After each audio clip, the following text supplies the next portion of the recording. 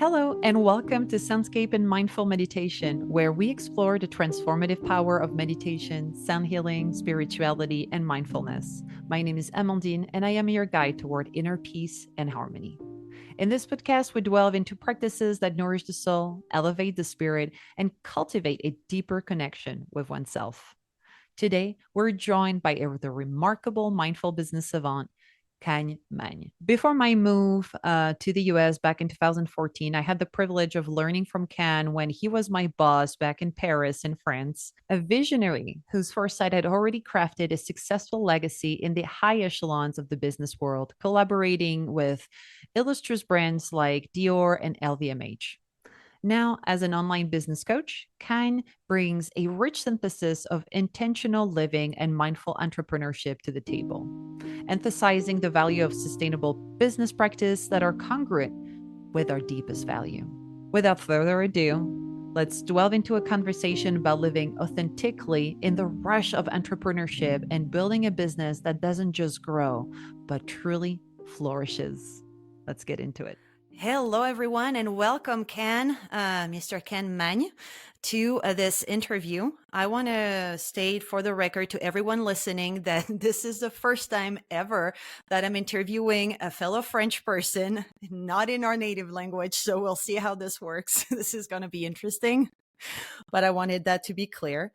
And thank you so much, Ken. I was so happy when you said that you were, free and open to do this interview today, because I think that you're such an interesting person. And in a world where we don't expect mindfulness and being a little more, spiritual, this is not a world when you come to business where that usually connects, and you manage to do it beautifully.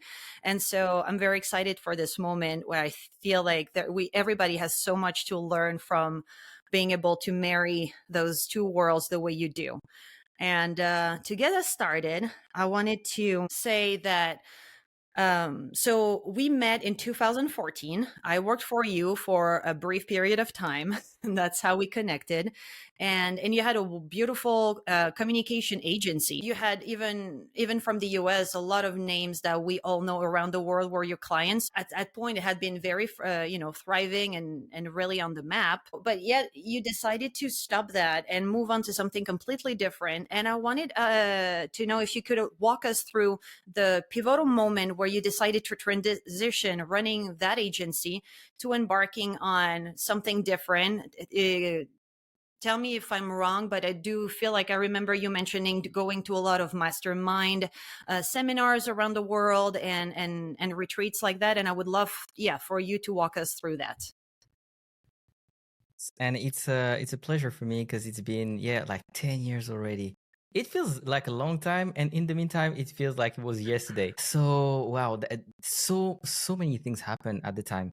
So you remember when you were there, we were working also on a like 3D printing company that I was launching, like a startup. And I didn't really decide to change what I was doing. It's like life happened to me, and we will dive deep right into what happened. So I've had the agency for almost 10 years, something like that.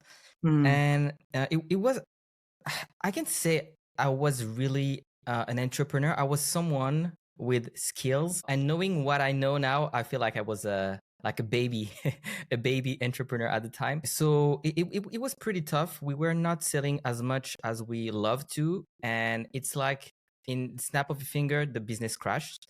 But I've made a lot of bad decisions. It's like I was putting everyone before me, paying everyone. It's not like the company didn't have money, but I was not paying myself, and there was a lot of money outside of the company.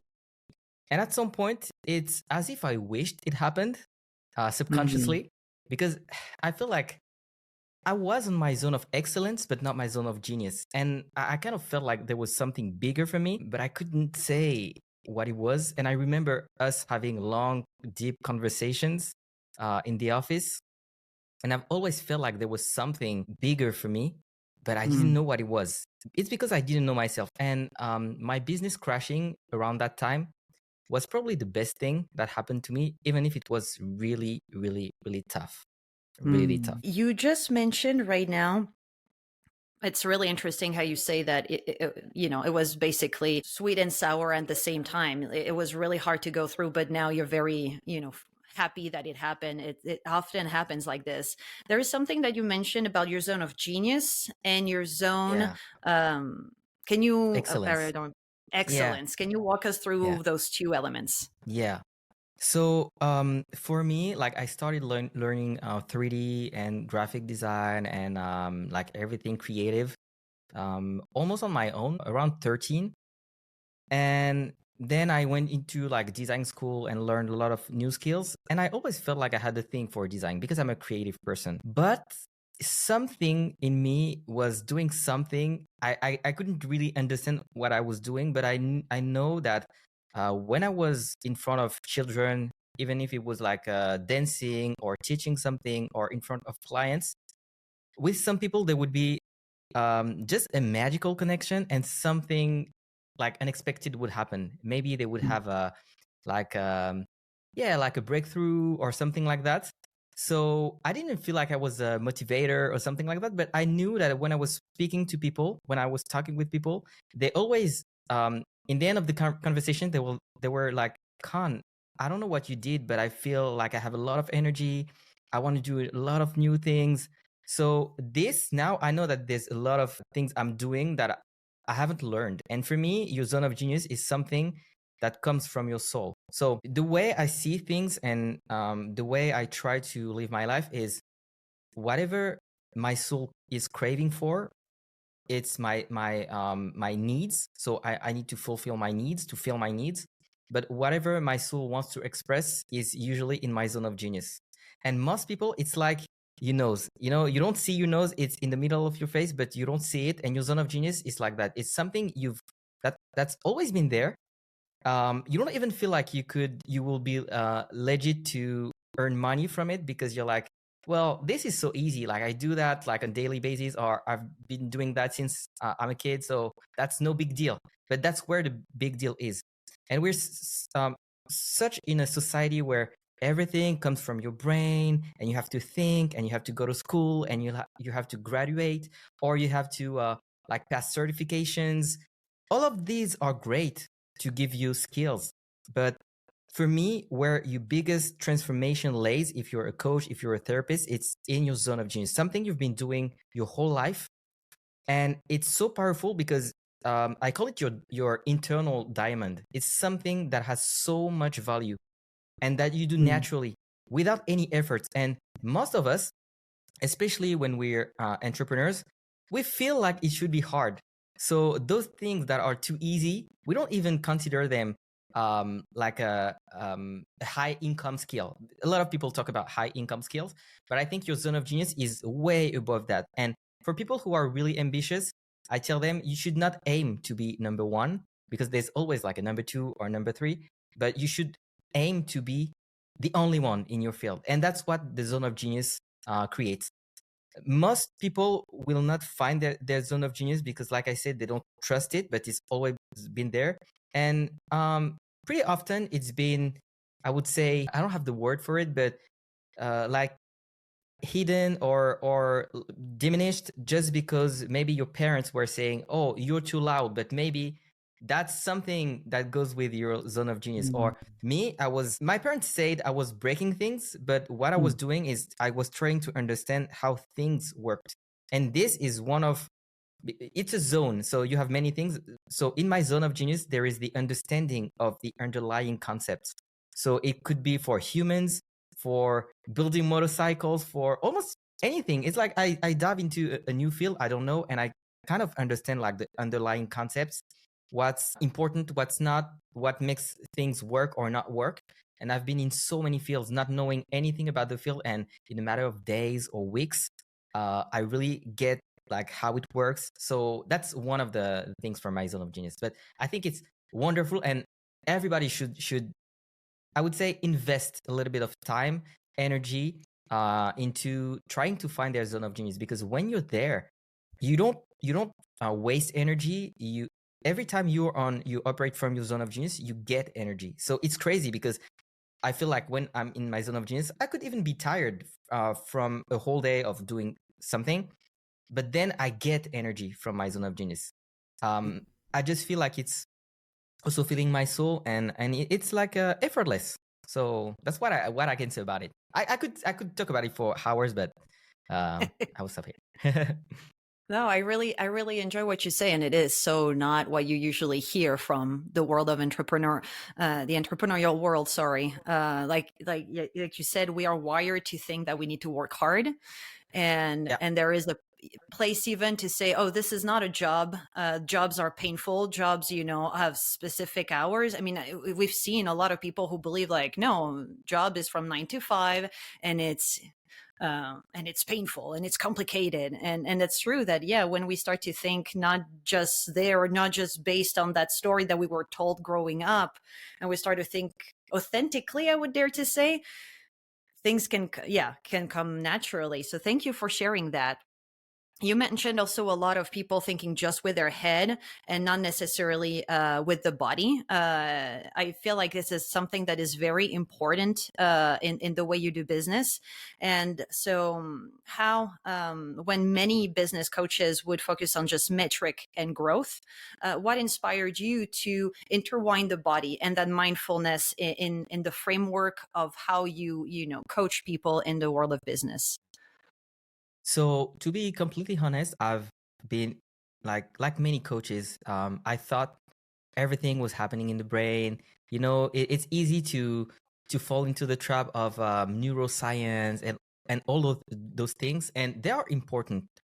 But Mm. when you realize that only 5% of the informations go from your brain to your body, and 95% of the informations like go from your body to your brain, you're like, wow, there is so much happening that I don't even see. So when I discovered the polyvagal theory, for me it was like a big shift.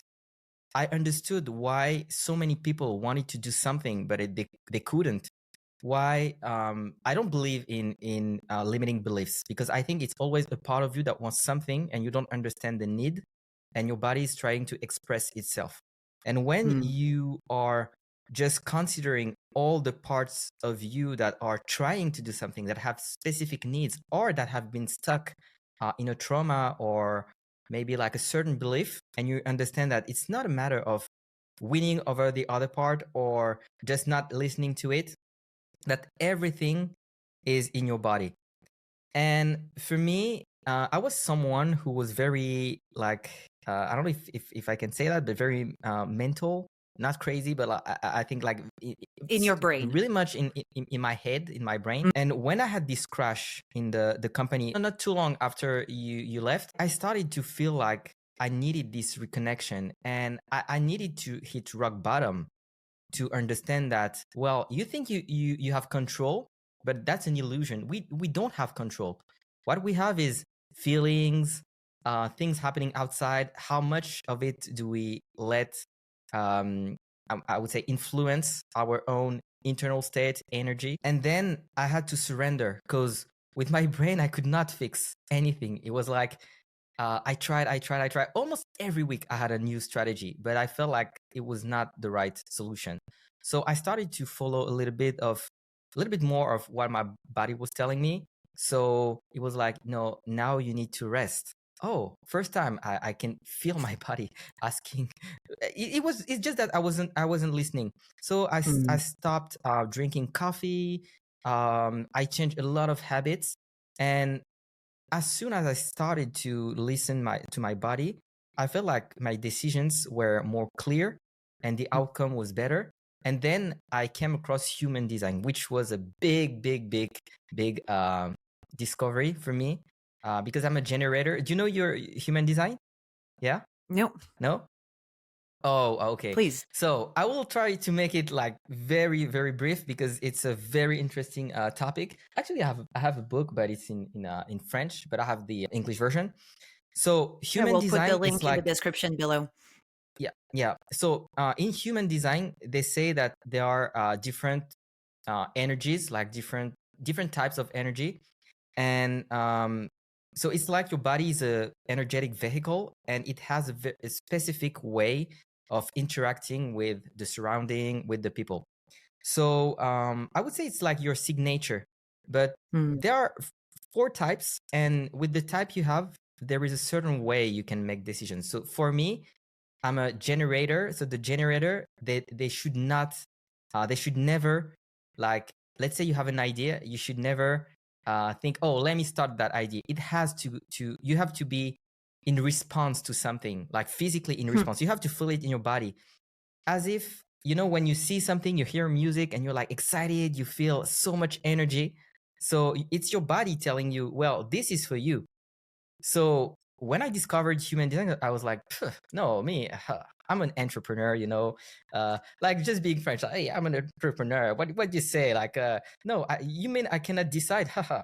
And then I realized I started to think about all the decisions I've made based on, let me start this, let me initiate that.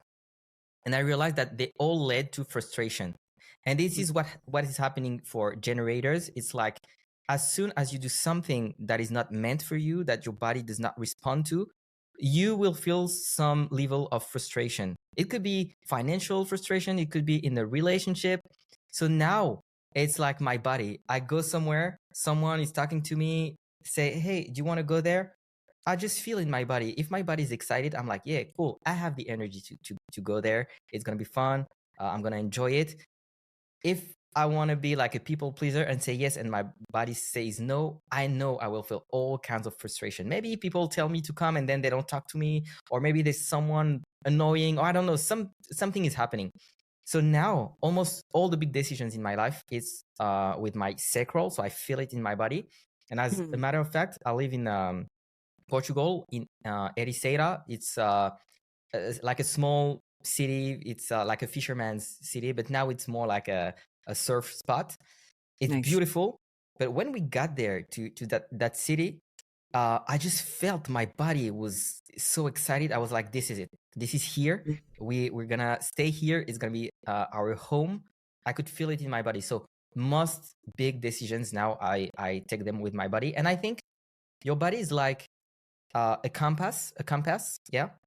It's you can feel if it's a yes or if it's a no. But for me, at first, I was not listening to my body, so it was very, very subtle. And the more I got to trust it, the more it became precise or accurate. And now I can say it's like 100% accurate. Every time I listen to my body, it leads to something that is good for me. If I don't listen to my body, I know it's gonna be a mess. So that's I that's love how I that. view it now. Yeah.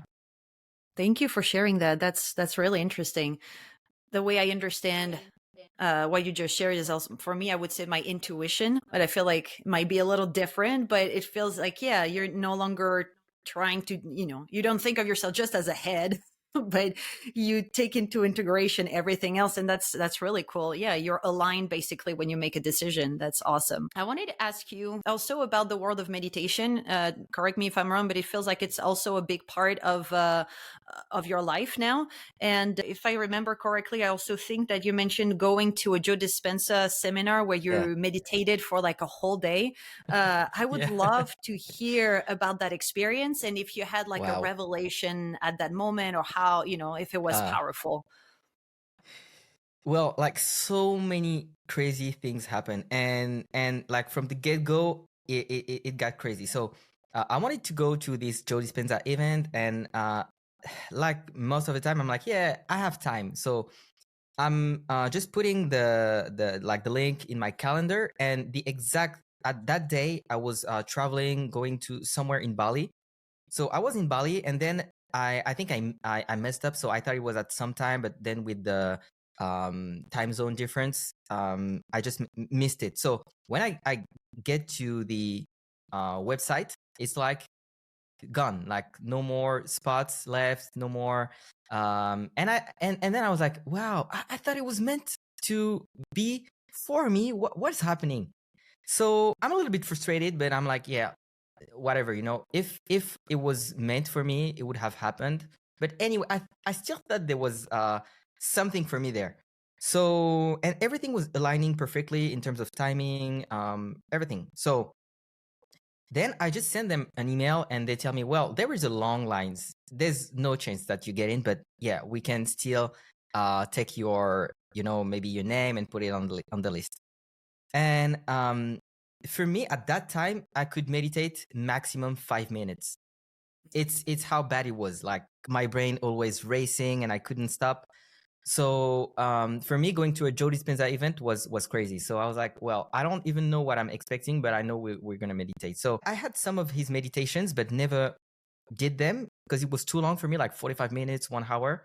And at that night, I couldn't sleep because there was like I'm very sensitive to full moons, so I couldn't sleep. And I was like, well, I'm not gonna sleep, so let me just listen to this Joe Dispenza thing, Then I listened to it, and I'm like, let me set the intention that I'm getting there.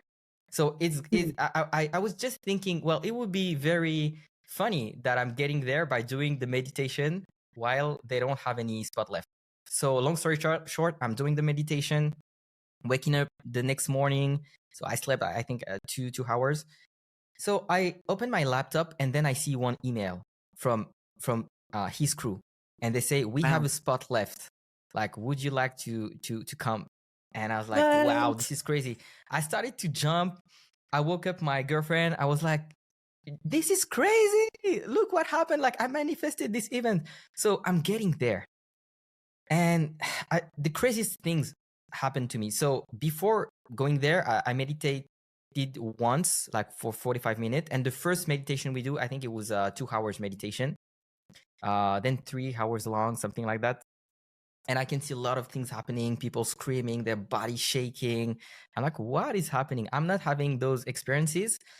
And in the afternoon, I had like a very profound, enlightening moment. I felt like I was in the void. I cannot describe it in any other way. It's like there was nothing, but I could feel so much love. What I had in my mind is as if I was only like a needle, very like tiny, and the love was like size of the whole earth. I couldn't like bear so much love, and I broke in tears. I was like, this is so beautiful. I didn't know there was so much love in this world. And that was a very profound moment for me. And in the meantime, I felt a sense of safety and security that I never felt before. And I felt like nothing could ever happen to me. That was very strange. And that moment really changed me. But there are a lot of different crazy things that happened. So I flipped into like a parallel world while we were doing like a breathing meditation plus activating the pineal gland. So I felt like the floors flipped, and I started to see like a parallel world, like very different from what we see, with different beings. And I didn't say anything, but when I was walking after that, we were going to eat. I heard many people mentioning the same beings I saw. I was like, this is strange. But that was not the strangest thing that happened, because he's very serious about using that to help people, to also like heal people. And I've met many people who were on crutches, like really hard for them to work. And we were doing some walking meditations in the morning, and I saw them like throwing their crutches, working almost normally. And it was like the energy was crazy, because it was in the what is it called again, like the big falls, Niagara Falls. So yeah, so it's like a lot of energy, a lot of I think it's negative or positive ions, I don't know, something like that. But like I could feel the energy. And then the last day, we were helping some people, so they called some people so they could stay in the middle, and they said, well, now try to heal the person, just send some love, you know how to do it, just trust yourself. And when I started to do that, so at first I didn't feel anything, and I even felt like an imposter. I was like, I don't know, a lot of people there are healers, they do a lot of things, I'm just this random guy coming from France. So I just focused on the person, and then I started to think about children who needed this help. And I'm starting to sweat a lot, and I can feel a lot of energy coming from my heart going to my arms, and it's like an exhaust from like a jet, plane. I can feel something like really powerful coming out of my hands. And like for me, it was like a lot of energy, and I never felt that in my whole life. So when I went outside, some people said, "Wow, Khan, this is crazy. There was so much energy coming out of your body. It was crazy." And so two people mentioned that. And even when people who were not around me, when I was outside, they say, "Whoa, whoa, you have so much energy. What's going on?" So I don't know what happened.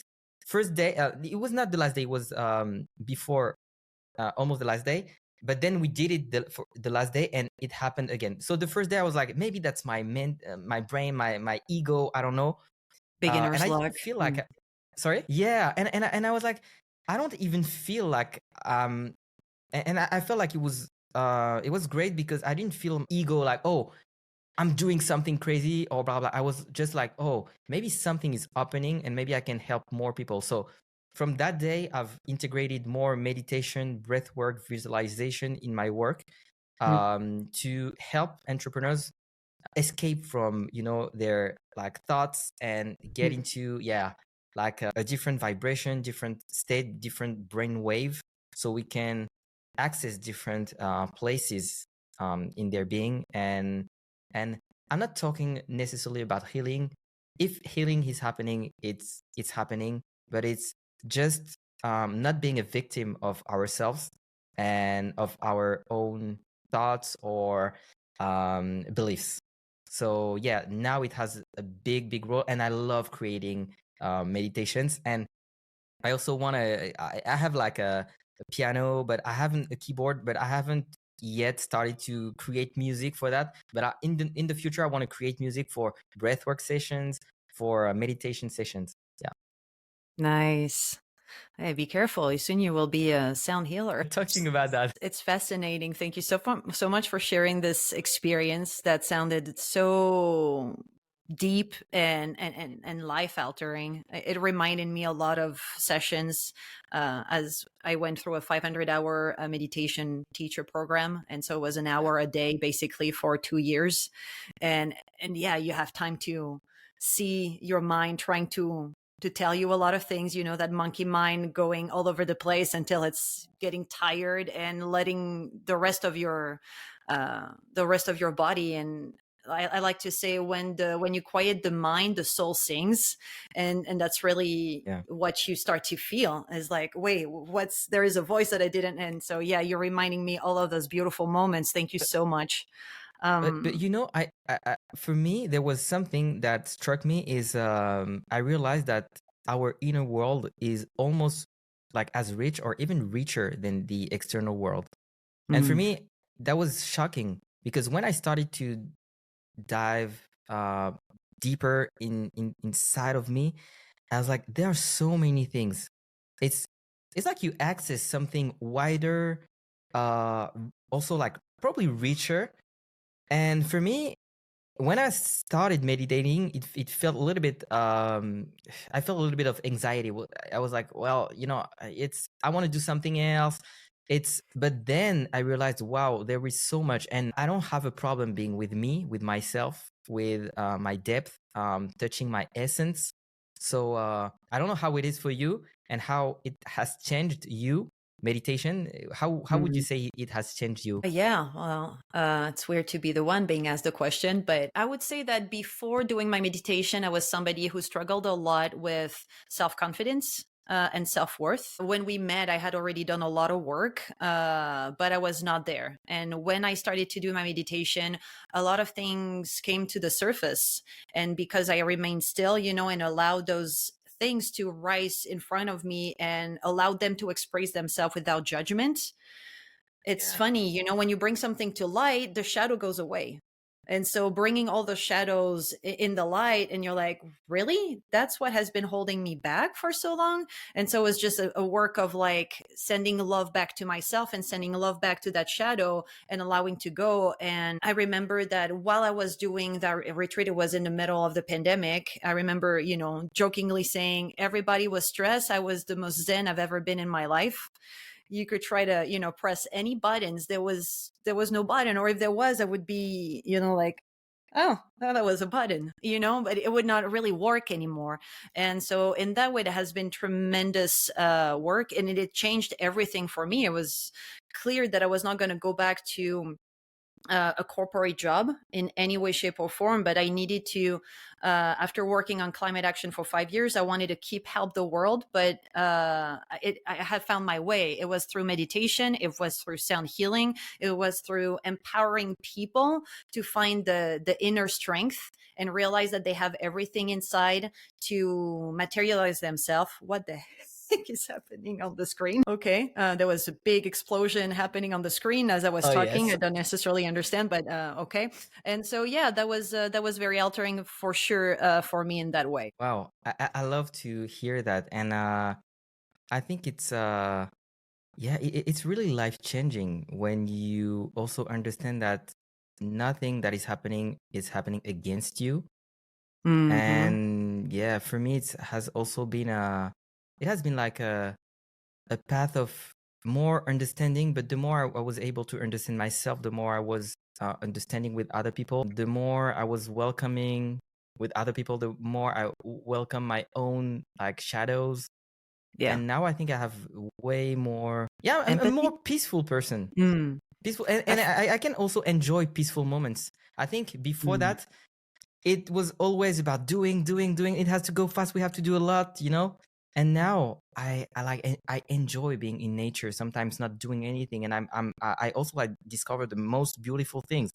Sometimes I can see some plants that are spreading things, and I don't know if I'm the only one seeing it, but they're spreading things. And before that I never paid attention to that. I was like, Mm. wow, now it's like a new world is opening, and I can see much more beauty in the most simple things as well. Yeah. It's probably like you were saying earlier with tuning with your body. When you were not paying attention, it was very subtle. And if you were ignoring it, it was easy to ignore. But as you start to pay attention and you open those doors inside, then the subtle things are very loud and visible. I mean, that's how I'm understanding anyway that, but it's really interesting what you're sharing. Huh.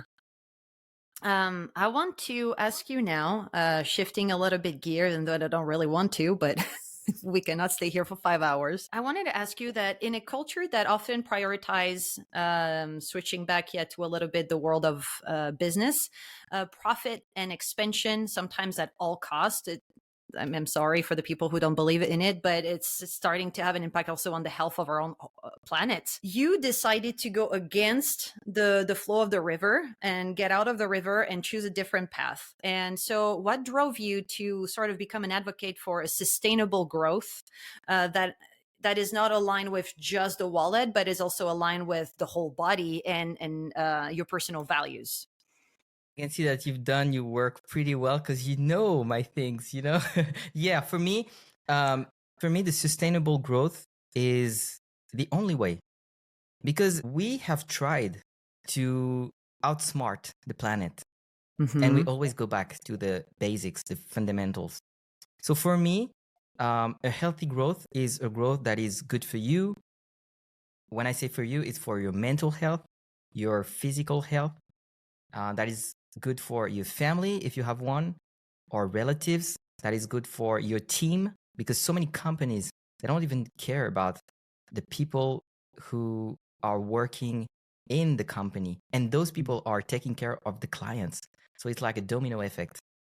I don't remember who was saying that. It's like they were saying, if you want happy clients, just get a happy team. And I believe that. So you have like a happy team, and also health growth story that is good for clients, yes, and also, if possible, good for the planet. If we consider that, I think we are in something that is sustainable, because what we think that is sustainable is not sustainable. People are selling infinite growth, but how can you have infinite growth in a world that is like uh, Finite. finite? It does not make sense. And all of this for what? We are not human doing, we are human being. And when you realize that everything starts and ends with an experience, you focus in like just on the right things. And for me, with my clients, when I work with them, I'm like, okay, what are your goals? What do you want to do? Why do you want to do it? Where does it come from? A lot of people, a lot of entrepreneurs are building businesses from it's like the wounded child. the traumatized child who wants maybe like recognition or who wants to be loved, that has not healed and that has transferred this trauma into his business. So it can never lead to something that is healthy if you're creating it from a wounded place. And that's what I've witnessed so many times. People just being hard on themselves, hard on their teams to have like a, I don't know, like growth in the company. But then all of this for what? They're like, oh, once I hit maybe like 500,000, I'll be happy. They hit 500,000. Now it's like the million. Now it's like 2 million. Now, then it's like 5. Then it's like 10. All of this for what? I don't say it's not good to have growth, to create jobs, but you have to understand what are your unconscious motivations. Because some people, it does not come from the right place. It comes from a place of, I want to be loved, but you're never going to be loved with 1 million, 2 million, 10 millions. You have to find another way. You have to love yourself first. You have to heal probably. But when people get like more self-conscious, self-aware, they don't fall that often into those traps. And that's what I want to support. I want to support entrepreneurs who are visionaries. And what I think, and it's probably not many people will agree with me, but I really think that the creative ones, the intuitive ones, those who maybe were, pointed at thinking they were crazy, maybe they were strange, I think those are the ones who can create the biggest shifts right now. Why? Because right now we have troubles reinventing the model for our society, how we live together, how we raise our children, how we teach them, how we let them grow without changing them.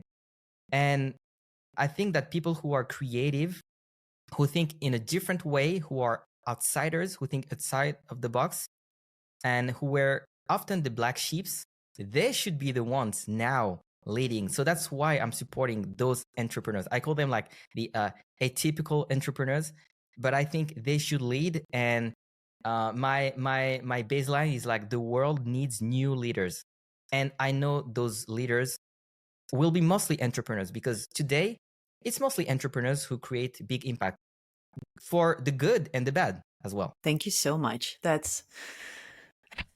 I want to say amen. It's so true. I had that conversation, about like how we need to revamp the whole system. And, and that starts with asking ourselves, what are our priorities? Are they still, are we still in the 1890s where we need to build our infrastructure, or can we acknowledge that we have the infrastructure? We are producing at a faster pace than we've ever done that before. And now we even have AI that can think for us. Can we sit, take a deep breath, and like think, it's so funny that people are like, oh my God, women are not having kids anymore. I'm like, no, really? In your surprise, there is no more time. There is no interest in family, is not really rewarded. It's not really seen as something precious. If anything, like kids are that weight that, takes us away from continuing to make profit. And it's sad. Like, what are we? I love that you said we are human being and not doing, because that really falls into that. We keep doing without asking the question that you ask. And I really appreciate that that's the first thing you do, is why are we doing this? If we were to sit down and have that conversation, I'm pretty sure a lot of people would be like, Yeah, I don't know. and it's even like when I ask them like, who do you want to be, not what goal do you want to achieve, is like, who do you want to be? And in the end, like, life is an experience. If you have like a Lamborghini, it's going to be an experience, maybe of being in a fast car, maybe feeling important, maybe feeling like you have power. It's an experience. So if we can just like focus on the experience we want to live, it can be much more rewarding to just focus on them, because there are so many ways to have those experiences or feel what we want to feel without necessarily just chasing the next big thing, the next new thing. And also, there's something I wanted to mention. You were mentioning the family and how it's not like that important to so many people right now. I hope it's going to change. But I felt like there was an opportunity for women to change. And as a matter of fact, 90% of my clients are women, and I want to support them because I'm like, we as men have created something. Don't say it was good. It has a lot of bad things.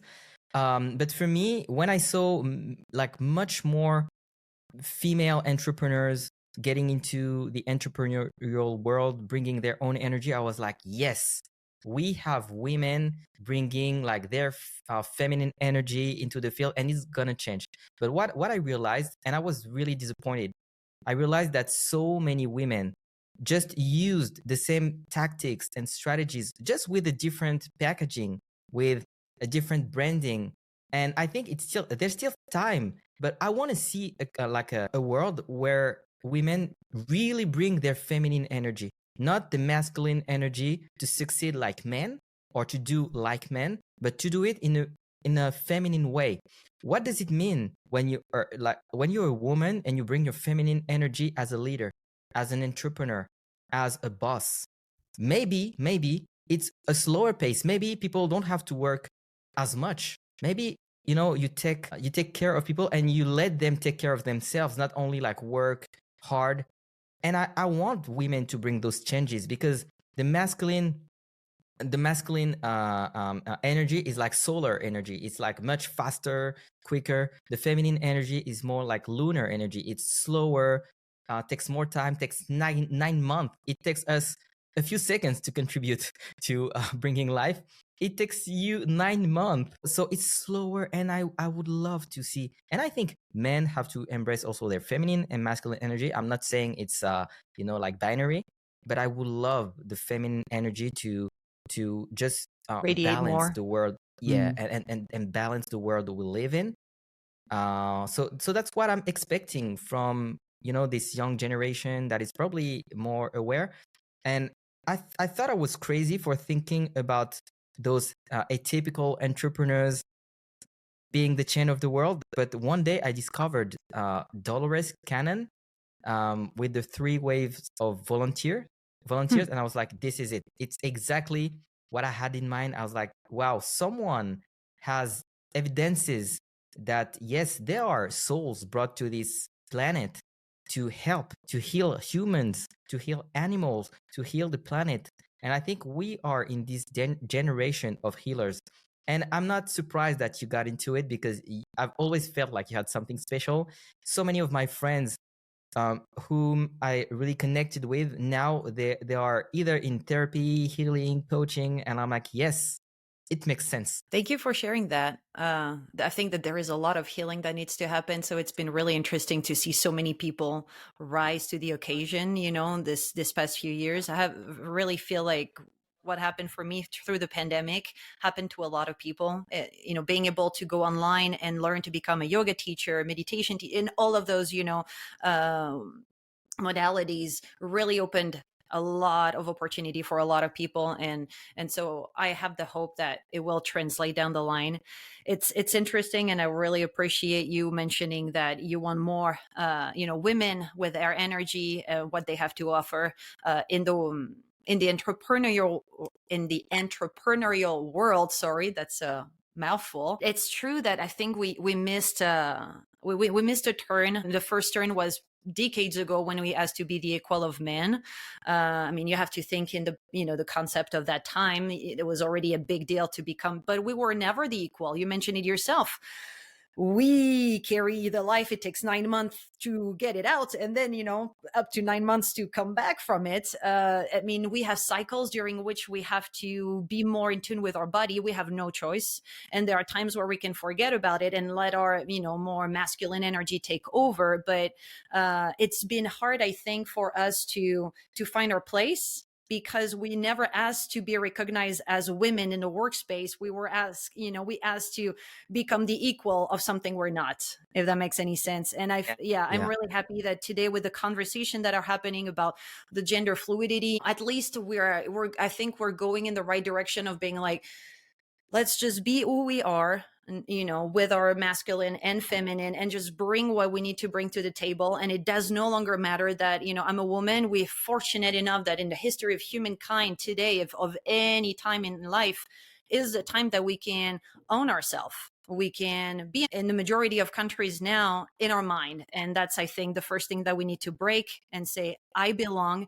And there is a lot of people who need our voices. There is a lot of people who will need to benefit from us, and not just people, like you mentioned, animals, the planet. So heck yes. Thank you. That was really inspiring. Can I ask you a final question, basically to the people that are listening, to the entrepreneurs listening, and also the aspiring entrepreneurs? What advice would you share with them about being an intentional entrepreneur? What advice would you share, in balancing life versus work, and being their authentic self as they develop their projects? There is so much I can say. The hardest thing is like, how can I be concise? First, you have to be ready. I can say like, I don't want to like put any beliefs in people's mind. Being an entrepreneur is simple, but it's not necessarily easy. And it's been sold to so many people that, oh, it's very simple, it's easy, you do this, you do that, and you get a lot of clients. Well, that's not really the case. So the bar has lowered. When I started back in 2001, so I started to become like a entrepreneur in 2000. There was no internet, almost. I mean, not like we have now. You had no informations, you had no books, no mentors, no nothing. You had to figure everything out on your own and do every single possible mistake. It would take you 6 months, 9 months, 1 year to get your first clients. Now it got so much easier. But I would tell people, most entrepreneurs don't die from starvation. They die from like eating too much, consuming too much information. You and so many Getting choked entrepreneurs with the information. Exactly. There is so much online.